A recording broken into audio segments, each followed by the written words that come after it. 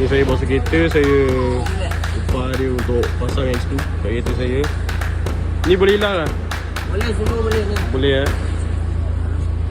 Okey, nampak tu. Macam dari baru. Memang cantik lah X2.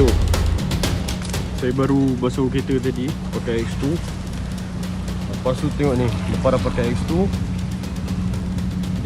air dia tak melekat. Nampak tu, dia terus. Memang terbaik lah, dekat body pun dia tak melekat sangat. Memang cantik lah, terbaik lah.